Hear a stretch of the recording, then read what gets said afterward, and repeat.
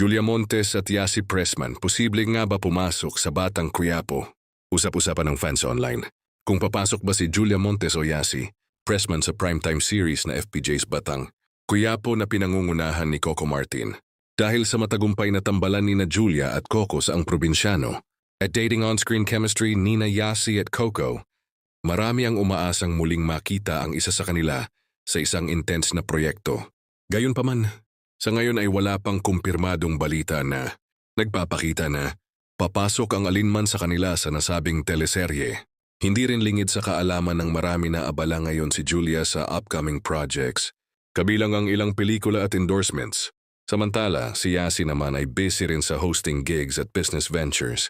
Kahit wala pang kumpirmasyon, bukas pa rin ang posibilidad ng kanilang paglabas sa mga susunod na kabanata, lalo't kilala si Coco Martin sa pagbibigay ng surprise. Guest appearances at pagbabalik ng mga dating kakolab. Hindi imposibleng mangyari ito lalo na kung hahaba pa ang kwento. Habang hinihintay ng fans ang posibleng paglabas ng isa sa kanila, patuloy pa ring tinututukan ang bawat episode ng serye dahil sa mga revelasyon, aksyon at drama. Abangan kung may bagong twist na darating sa mga susunod. Nagabi sa FPJ's Batang Quiapo.